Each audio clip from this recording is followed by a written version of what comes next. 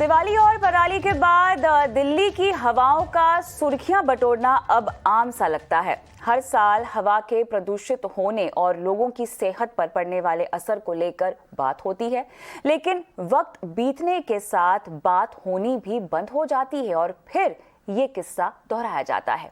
दरअसल जब बाहर मुसीबत होती है तो हम घर की ओर रुख करते हैं। दिल्ली में भी यही हुआ है, यानी प्रदूषण की वजह से लोग घरों से काम कर रहे हैं।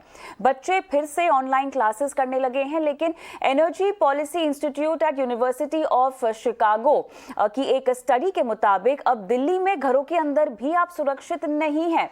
नमस्कार, मैं हूं आपके साथ कविता थपलियाल और आप देख रहे हैं कंज्यूमर इज किंग। तो आज इस रिपोर्ट की हाइलाइट्स पे हम विस्तार से बात करेंगे और आपको बताएंगे कि कैसे दिल्ली वाले अब घर के अंदर भी सुरक्षित नहीं हैं। शुरुआत करते हैं सबसे पहले इस रिपोर्ट की बारीकियों के साथ।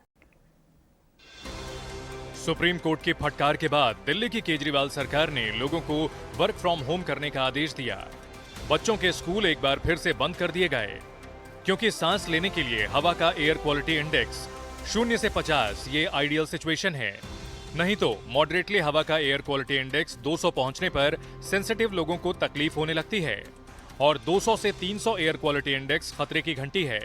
लेकिन दिल्ली वाले तो डेयर डेविल हैं, सो वो फिलहाल 289 एयर क्वालिटी इंडेक्स वाली जहरीली हवा में सांस ले रहे हैं। और ये आज के आंकड़े हैं, जबकि पिछले कई दिनों से लोग घरों में बंद हैं। लेकिन खुली हवा की बात छोड़िए, अब दिल्ली वालों के लिए घरों के अंदर भी हवा साफ नहीं है। घर के अंदर भी हवा प्रदूषित हो चुकी है और ये हम नहीं कह रहे, बल्कि energy policy institute at university of Chicago EPIC India की एक स्टडी में दावा किया गया है। सर्दियों के मौसम में दिल्ली के घरों में भी सुरक्षित नहीं है लोग। सेफ लिमिट से 20 गुना ज्यादा है घर के अंदर PM 2.5। एयर प्यूरिफायर लगाने का भी नहीं है फायदा। WHO की सेफ लिमिट 10 mgcm है। स्टडी के मुताबिक राजधानी में सर्दियों के दौरान घरों के अंदर PM 2.5 का लेवल WHO की सेफ लिमिट से 20 गुना से अधिक रहता है। दावा तो यह भी किया गया है कि दिल्ली के अमीर लोग जो साफ हवा के लिए प्लांट से लेकर एयर प्यूरिफायर तक लगाने में बाकी लोगों से 13 गुना ज्यादा पैसा खर्च कर रहे हैं, उन्हें भी साफ हवा नसीब नहीं हो रही है, क्योंकि ऐसा करने से एयर पॉल्यूशन मात्र 10% कम हो रहा है। रिपोर्ट के मुताबिक एयर प्यूरिफायर वाले घरों में PM 2.5 का स्तर WHO की सेफ लिमिट से 23 गुना ज्यादा है। वहीं जिन घरों में हवा साफ करने का कोई इंतजाम नहीं है, वहां हवा में PM 2.5 का लेवल 29 गुना तक पाया गया है। मतलब साफ है कि राजधानी में अमीर हो या गरीब, आसमान के नीचे रहें या घरों के अंदर, किसी को भी साफ हवा नहीं मिल पा रही है। ऐसे में अब सवाल उठता है कि करोड़ों की आबादी वाले दिल्ली शहर के लोग जाएं तो जाएं कहां और इस पॉल्यूशन से उन्हें कैसे निजात मिले। ET नाउ स्वदेश।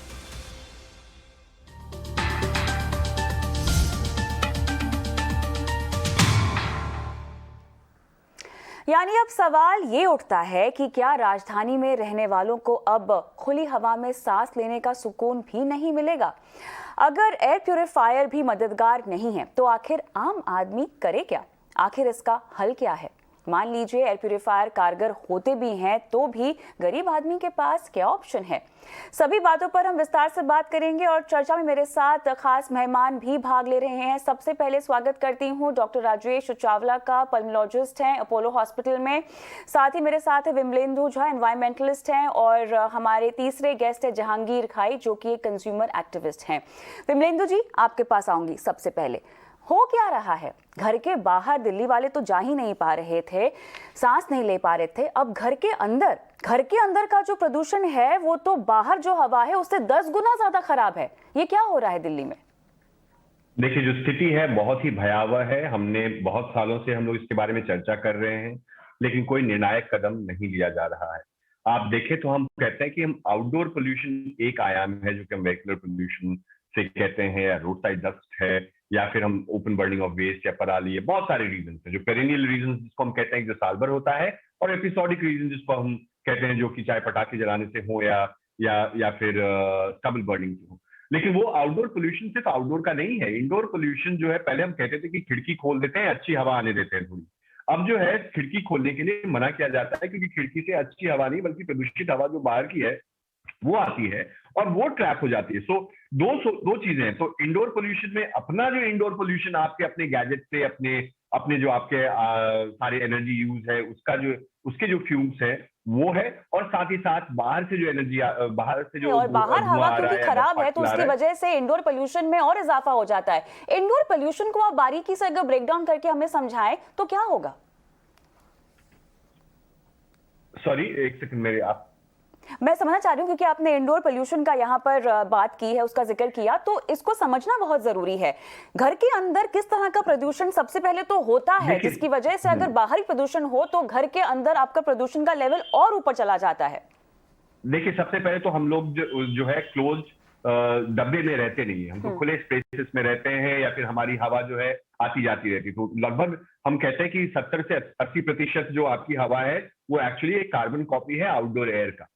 साथ ही साथ जो थोड़ा सा एक बचता है कि डायरेक्ट आपके पास डस्ट नहीं आ रहा है, आप किसी एक पावर प्लांट के पास नहीं रहते तो डायरेक्ट फ्यूम नहीं आ रहा है, लेकिन आपके घर के अंदर जो आपके, मान लीजिए कि आपकी बिजली है, आपका खाना है, आपके जो एसीज है, आपका हीटर है, गीजर है, बहुत सारी, ये सारे के सारे जो गैजेट्स हम यूज करते हैं, साथ ही साथ डस्ट पार्टिकल्स जो है हमारे घर के अंदर जो है जो कंटेन रहता है, तो एक इमीडिएट कांटेक्ट में और रिलैक्स तरीके से क्लोज प्रॉक्सिमिटी में पोल्यूटेंट्स हमारे घर के अंदर रहते हैं, जिसके कारण जो है आउटडोर प्लस इंडोर जो है ज्यादा हार्मफुल और ज्यादा टॉक्सिक हो जाता है।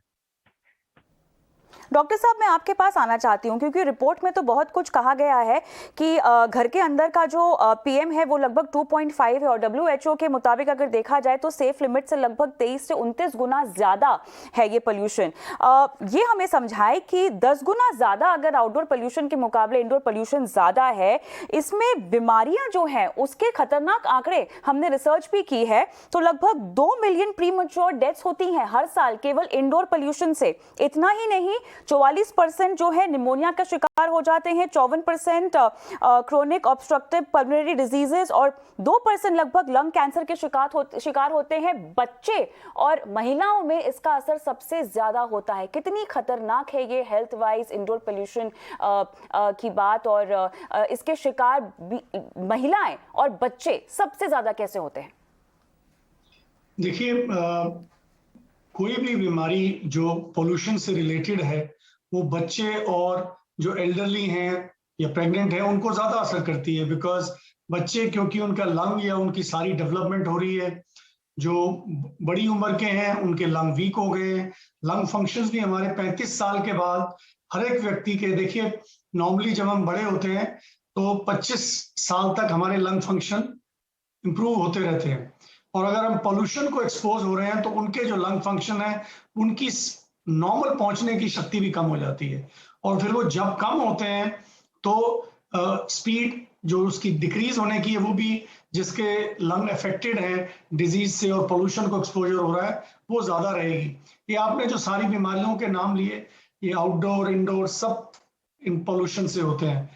इंडोर पोल्यूशन में एक बहुत बड़ी है जो बहुत सारे लोगों को पता नहीं है कि ये जो परफ्यूम्स डालते हैं, या जैसे आप ड्राई क्लीन के कपड़े खोलते हैं वो स्मेल आती है, जूते खोलते हैं, ये सब चीजें अवॉइड भी कर सकते हैं। इनको थोड़ी देर रखें, जब आप उसको लटकाएं कपड़ों को, जो जूते हैं उसको बाहर उतारने की प्रथा थी ऑलवेज, ताकि इंडोर जो है वो उसको पोल्यूशन ना करें।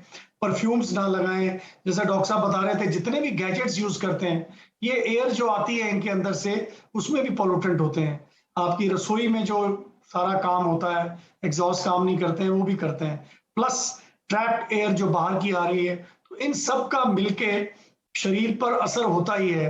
आप स्लो महसूस करते हो, और ये स्टडीज का आपने जिक्र किया, ये सब बीमारियां इससे हो सकती हैं, और सबसे ज्यादा असर इसका फेफड़ों पर होता है।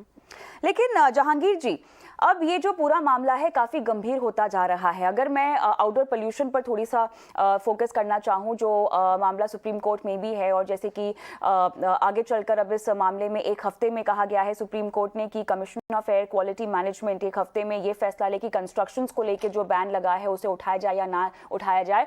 अब देखिए, धीरे धीरे तो आपकी इकोनॉमी को रास्ते पे आना है ही, ठीक है, अब तक कामकाज आपने बंद कर रखा था, इसका आर्थिक असर तो पड़ ही रहा है राज्य पर, धीरे धीरे ये सब चीज़ें पिकअप भी होंगी। किसको आप ब्लेम करेंगे यहाँ पर? कौन गुनहगार होगा? मेरा हिसाब से जो गुनहगार होगा वो एनफोर्समेंट एजेंसीज है। अपने कंट्री में रूल्स अच्छे बनाए हैं, लेकिन उनका जो इम्प्लीमेंटेशन रहता है वो बराबर नहीं, सही नहीं रहता है। और अपनी सिटीजन्स की एटीट्यूड है लापरवाही, मेरा काम हो गया, दूसरे काम में क्यों कंसिडर करो। तो जो इंडस्ट्रीज है वो लोग पोल्यूटेंट्स, एफ्लुएंट्स, उनको बराबर डिस्पोजल का ट्रीटमेंट नहीं देते हैं। उनके लिए रूल्स है, लेकिन जो अधिकारी आते हैं, कितने अधिकारी रिश्वत लेके चले जाते हैं, प्रोसिक्यूशन नहीं होता है। प्रोसिक्यूशन होता भी होगा तो जजेस और लिटिगेशन का रेशियो इतना पुअर है कि केसेस साल चलते रहते हैं। तो ये पूरा सिस्टम ऐसा है कि वो जो टोन अप नहीं करेंगे, सिटीजन्स को रिस्पॉन्सिबल सिटीजन्स नहीं बनाएंगे, ऑफिसर्स को रिस्पॉन्सिबिलिटी नहीं सिखाएंगे, जुडिशियरी को फास्ट डिस्पोजल नहीं कराएंगे केसेस का, तब तक ये सिचुएशन इम्प्रूव होगा ही नहीं। विमलेंदु जी, इसी बात को हम आगे ले जाते हुए थोड़ा बारीकी से मैं बाद में समझूंगी, लेकिन अगर मैं इंडोर पोल्यूशन की, क्योंकि हम आज बात कर रहे हैं और ऐसे में घरों के अंदर तो ऑलरेडी पोल्यूशन मौजूद होता ही है, क्या आपको लगता है कि बाहर की हवा खराब है, इसकी वजह से घर की हवा और भी ज्यादा खराब हो रही है और अब वाकई खतरनाक होगी, क्योंकि एयर प्यूरिफायर्स तक फेल हो रहे हैं। एयर प्यूरिफायर्स क्योंकि ज्यादातर अमीर लोग लगा पा रहे हैं अपने घरों में, वो भी आपकी हवा को केवल 10% तक ही शुद्ध कर पा रहे हैं। तो ऐसा भी नहीं है कि इसका बहुत ज्यादा इम्पैक्ट पड़ रहा है। जी देखिए, ये जो है ऑफ कोर्स बाहर की जो हवा है अगर प्रदूषित है तो उसका असर तो अंदर पड़ता ही है। डोमेस्टिकली इंडोर के अपने जो सोर्सेस हैं जिसके बारे में मैं जिक्र कर रहा था, जो कि स्टडी में भी थोड़ी बहुत जिक्र की गई है, लेकिन अभी तक जो है पूरे विश्व में इंडोर पोल्यूशन के ऊपर उतना ज्यादा रिसर्च नहीं किया गया है। हम बहुत बार अक्सर जो है हम आउटडोर पोल्यूशन, वेहिकुलर पोल्यूशन, हम कोल थर्मल पावर प्लांट्स और डस्ट, इन सबों के बारे में तो बहुत सारी रिसर्च हुआ है, आईटी ने किया है, बहुत सारे रिसर्चर्स ने किया है, लेकिन इंडोर पोल्यूशन के सोर्स और इंडोर पोल्यूशन का इंपैक्ट और एक्चुअल एट्रीब्यूशन की कौन से सोर्स से कितना ज्यादा प्रदूषण होता है उसके ऊपर एक गंभीर स्टडी नहीं हुई है। लेकिन मैं जरूर कहूंगा कि अगर हमारे घर के अंदर अगर PM 2.5 का लेवल जो है 20 times worse than permissible limits है, उसमें उसका कंट्रीब्यूशन दोनों फैक्टर्स हैं, आउटडोर तो है ही, साथ ही साथ इंडोर एमिशंस जो हमारे अपने लाइफस्टाइल का है। देखिए, इंडोर बेस्ड पोल्यूशन जो है वो बहुत ही एक लाइफस्टाइल बेस्ड पोल्यूशन भी इसको माना जा सकता है कि आपने किस तरह का पेंट यूज किया है, आप कितने तरह के गैजेट्स यूज कर सकते हैं, आपने अपनी वायरिंग कैसे करी है, आप खाना कैसा बनाते हैं, ऑल ऑफ दोज थिंग्स, वो सारे कारण जो हैं इंडोर पोल्यूशन में कंट्रीब्यूट करता है। साथ ही साथ ऑफ कोर्स वेंटिलेशन, लोकेशन जो है, मतलब एक घर का लोकेशन जो है वो किस विंड डायरेक्शन किधर है, उसका आपके घर में विंड किस तरफ से आता है और उस रास्ते में कोई पोल्यूटेंट है या नहीं है, वो सारे मैटर्स, वो सारे फैक्टर्स हैं जो इंडोर पोल्यूशन को डिसाइड करते हैं कि कितना ज्यादा लेवल बढ़ता है। बिल्कुल, मेरे ख्याल से यही एक वजह है कि हमने देखा है कि पुराने ज़माने में लोग खुले घर प्रेफर करते थे ताकि वेंटिलेशन और जिस भी तरह की पोल्यूशन की हमने बात की है उससे थोड़ा सा छुटकारा मिल सके। लेकिन डॉक्टर साहब, मुझे समझाइए, इंडोर पोल्यूशन में जो इम्पैक्ट है वो शॉर्ट टर्म होने के साथ साथ क्या लॉन्ग टर्म भी होता है?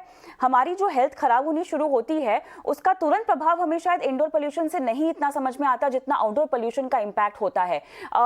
इसके इंडोर पोल्यूशन के शॉर्ट टर्म और लॉन्ग टर्म इम्पैक्ट आपकी हेल्थ पर कैसे असर करते हैं, ये समझाएं हमें विस्तार से। देखिए, जो भी गैसेस सारी आउटडोर पोल्यूशन में प्रेजेंट हैं, carbon monoxide, nitric oxide, sulphur oxide, ozone, ये सब होती हैं। कई चीजें घर में एक्स्ट्रा होती हैं, जैसे रेडॉन है, ये सॉइल से, सीपेज से, घरों में नीचे से ये इन्वायरमेंट में आता है, और लॉन्ग टर्म एक्सपोजर इससे लंग कैंसर का, ये स्मोकिंग के बाद दूसरा एक बहुत बड़ा रिस्क फैक्टर है। इसी तरह जो बाकी चीजें हैं वो लॉन्ग टर्म एक्सपोजर से क्रॉनिक ऑब्स्ट्रक्टिव लंग डिजीज और खास करके एलर्जिक जो पेशेंट हैं उनकी प्रॉब्लम बढ़ा सकती है, क्योंकि लोग जो नॉर्मली सोचते हैं कि बाहर तो पोल्यूशन है, घर में मैं फ्रेशनर डाल देता हूँ, फ्रेशनर भी एड ऑन कर रहा है कांस्टेंट टू योर पोल्यूशन। सो ये चीजों का इस्तेमाल भी अब हमें थोड़ा कम करना पड़ेगा, क्योंकि ये भी लॉन्ग टर्म में नुकसान पहुंचा सकते हैं, in addition to the outdoor pollution जो घर के अंदर आ जाता है।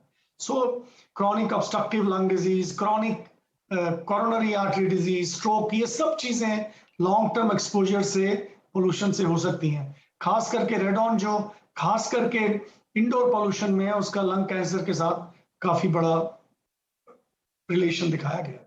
तो डॉक्टर साहब, हम पहचानेंगे कैसे इन सिम्टम्स को? अगर हम इंडोर पोल्यूशन का शिकार हो रहे हैं और जो तकलीफें आपने गिनाई हैं, जो दिक्कतें गिनाई हैं, अगर वो हमें होनी शुरू हो रही है, तो इनके ट्रिगर्स क्या है? क्योंकि देखिए, बाहर एक तो हवा खराब है और दूसरा अभी ओमिक्रॉन की भी एक मुसीबत है, ठीक है? तो इतने सारे इन्फेक्शंस और वायरसेस हवा में घूम ही रहे हैं, तो आपको समझ में कैसे आए कि कौन सा कारण, किसके कारण की वजह से आपको क्या दिक्कत हो रही है?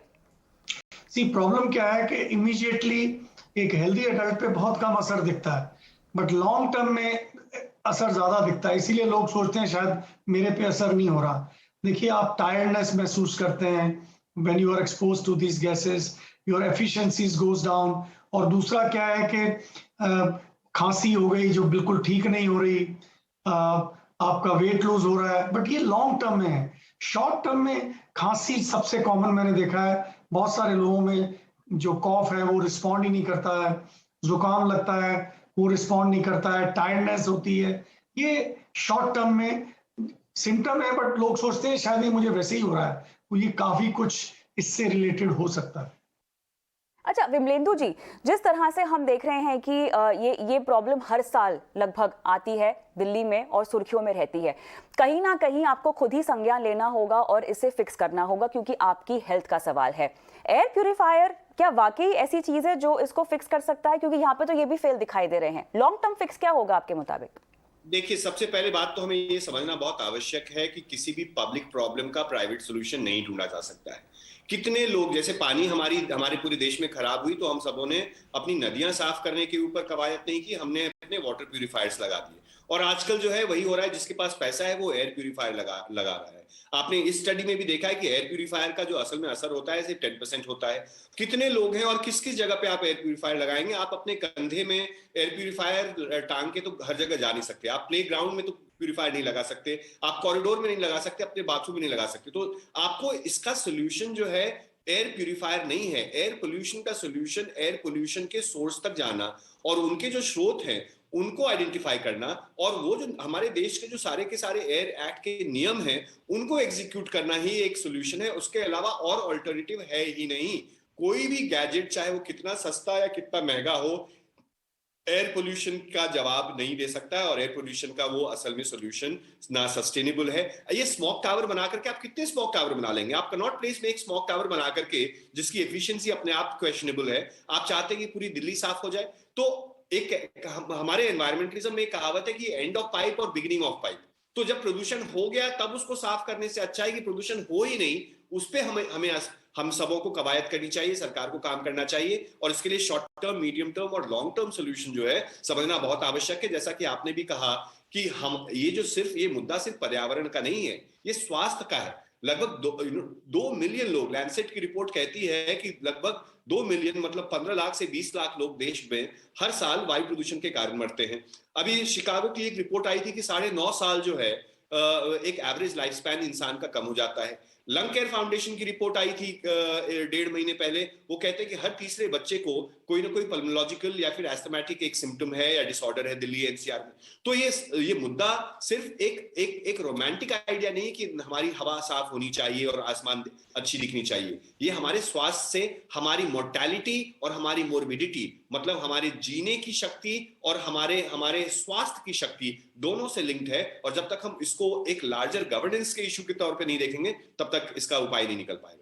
साथ ही विमलेंदु जी, क्या ये केवल दिल्ली की ही समस्या है या देश के बाकी राज्यों में भी ये बढ़ रहा है? क्या कहेंगे आप?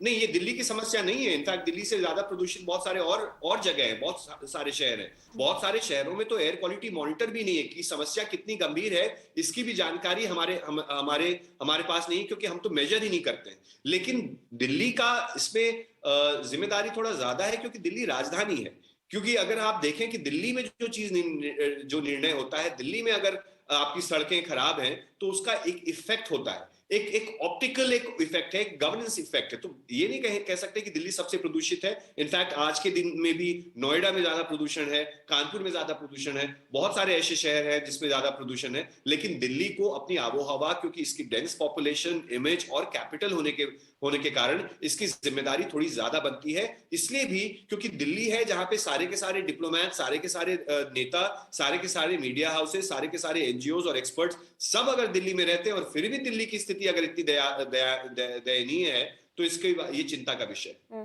डॉक्टर साहब, कई सारी रिपोर्ट्स हम लोग पढ़ रहे थे जहाँ पे बहुत रिसर्चेस है कि इंडोर पोल्यूशन को आप कम कर सकते हैं अगर आप अपने घर में कुछ चुनिंदा तरह के प्लांट्स लगाएं, अगर आप अपने घर में जो विंडोज हैं उनको एक स्पेसिफिक तरीके से बनाएं, प्राणायाम करें। क्या ये सब चीजें वाकई असरदार होती हैं क्या? देखिए, थोड़ा थोड़ा वक्त जैसे हम बता रहे थे कि क्या क्या चीजें इंडोर पोल्यूशन को कंट्रीब्यूट कर सकती हैं।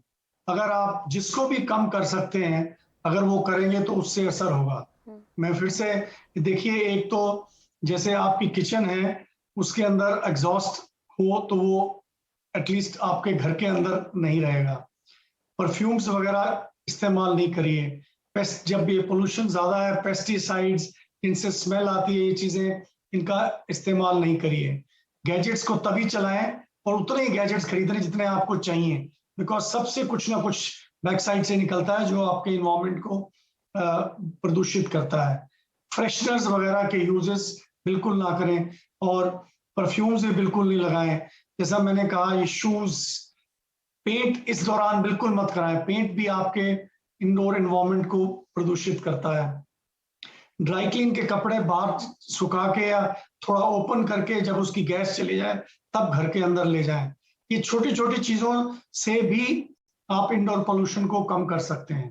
प्लांट्स ऑफ कोर्स बट इनका कितने प्लांट आप रख सकते हैं, बट प्लांट रखने में कोई बुराई नहीं है। कुछ प्लांट्स हैं जिनसे कहते हैं कि शायद एयर प्यूरिफाई होती है, बट उनका रोल बहुत ही कम है। बट एटलीस्ट ये चीजें जो आपके कंट्रोल में है, जो बिल्कुल नोन है, उनका करने से आप घर के एनवायरनमेंट को कुछ प्रदूषण उसका कम कर सकते हैं। लेकिन विमलोदी जी, अब सवाल यहाँ पर ये भी है कि अब अगर कंस्ट्रक्शन एक्टिविटीज और एक बार फिर से अगर इकोनॉमी में पिकअप करना शुरू कर दिया दिल्ली में, तो ये तो प्रॉब्लम बढ़ती ही जाएगी। तो इसका सोल्यूशन हमारे पास इमीडिएटली तो है नहीं, लेकिन अगर ये प्रॉब्लम बढ़ती है तो और कितनी घातक हो सकती है? घातक हो सकती है। अगर आप देखें तो 2015 से पूरे दिल्ली एनसीआर का जो स्टडी है कि सिर्फ 10 अच्छे दिन थे हमारे पास, मतलब 10 ही गुड एयर डेज हमारे पास पिछले 6 सालों में हुआ है।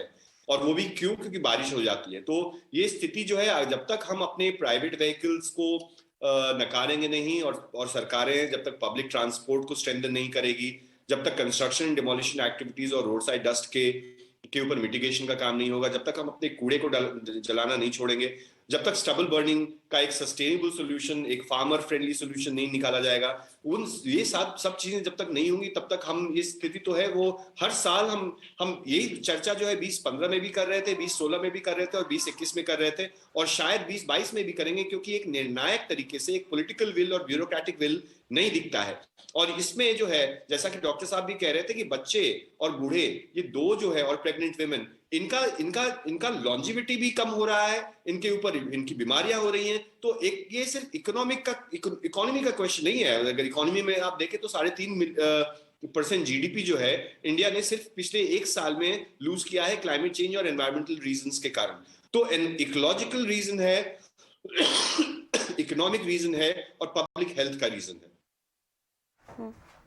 बिल्कुल, आप कई सारी पॉलिसी मेकिंग ग्रुप्स में इन्वॉल्व रहते हैं विमलेंदु जी। मेरे ख्याल से आपने भी कई तरह के खाके यहाँ पे प्रपोज किए होंगे जो इस प्रॉब्लम को काफी हद तक कम करने में सहायक हो।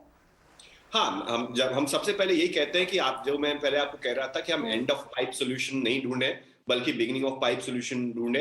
हम इसलिए मैंने कहा कि बार बार हम लोग एडवोकेट करते हैं कि अगर हमारे पास चाहे वो 5000 बसों की डेफिशिएंसी हो, डेफिसिट हो या 7000 बसेस की हो, एक सेफ पब्लिक ट्रांसपोर्ट रिजीम, एक last mile connected public transport regime, उसके बारे में चर्चा करें और उसको हम लागू करें, क्योंकि वो बहुत ही इंपॉर्टेंट। लगभग 35% प्रदूषण जो है वो व्हीकल्स के कारण होता है। साथ ही साथ जो डस्ट है अर्बनाइजेशन के कारण, मतलब डस्ट का हम बोल रहे हैं कि जिस तरह से रोड साइड डस्ट हो, चाहे वो कंस्ट्रक्शन डिमोलिशन डस्ट हो, बहुत सारे रूल्स हैं हमारे पास रूल्स की कमी नहीं है, बल्कि रूल्स के ट्रांजैक्शन की कमी है। तो एक चीज जिसके बारे में हम बार बार बात करते हैं कि जब तक हम सेंट्रल पोल्यूशन कंट्रोल बोर्ड और स्टेट पोल्यूशन कंट्रोल बोर्ड, मतलब कि लोअर एग्जीक्यूटिव और लोअर ब्यूरोक्रेसी को स्ट्रेंथन नहीं करेंगे, जब तक हम उन इंस्टीट्यूशंस को स्ट्रेंथन नहीं करेंगे, तो सिर्फ आईएएस और आईपीएस ऑफिसर्स के बदौलत जो है हमारी हवा साफ नहीं हो सकती या गवर्नेंस नहीं हो सकता है। तो वो सारे रेजिम, इसको सीरियसनेस के साथ समझना कि अक्टूबर नवंबर के माह में सिर्फ हम वायु प्रदूषण के बारे में चर्चा नहीं करें, बल्कि 365 दिन करें, इसको स्वास्थ्य के साथ जोड़ के करें, और वो सिलसिलेवार तरीका, मतलब वो जो 5 साल का एक निर्णायक लॉन्ग टर्म प्लान है, चाहे वो एनर्जी ट्रांजिशन का हो, चाहे वो पब्लिक ट्रांसपोर्ट का हो, या वो कंस्ट्रक्शन एक्टिविटीज का हो, ग्रीनिंग का एक्टिविटी हो, कोल थर्मल पावर प्लांट जो है जिसको हमें 100 किलोमीटर के पेरिफेरी के बाहर लेके जाना है और उनके अपने पोल्यूशन लेवल्स को कम करने, उन सबों के ऊपर अगर जब तक निर्णायक रूप से राज्य सरकारें और केंद्र सरकार और साथ ही साथ जिम्मेदार इंसान और सिविल सोसाइटी ऑर्गेनाइजेशंस जब तक सब मिलकर काम नहीं करेंगे, तब तक हमें इसका उपाय नहीं निकलेगा। बिल्कुल, तो यहाँ पर स्थिति दिल्ली की चिंताजनक तो है ही, लेकिन अहम बात यह है कि केवल दिल्ली की स्थिति नहीं, ये देश में काफी राज्य हैं जो कि यहाँ पर एयर पोल्यूशन का शिकार हो रहे हैं। वक्त आ गया है कि योजनाबद्ध तरीके से इस समस्या को झेला जाए और इसका सोल्यूशन निकाला जाए। हर राज्य को और इनफैक्ट हर इंसान को यहाँ पर काम करना होगा, इस मुहिम में शामिल होना होगा। बहुत बहुत शुक्रिया आप सभी का इस खास पेशकश में शामिल होने के लिए। कंज्यूमर इज किंग में आज के लिए इतना ही। मुझे भी इजाजत दें। नमस्कार।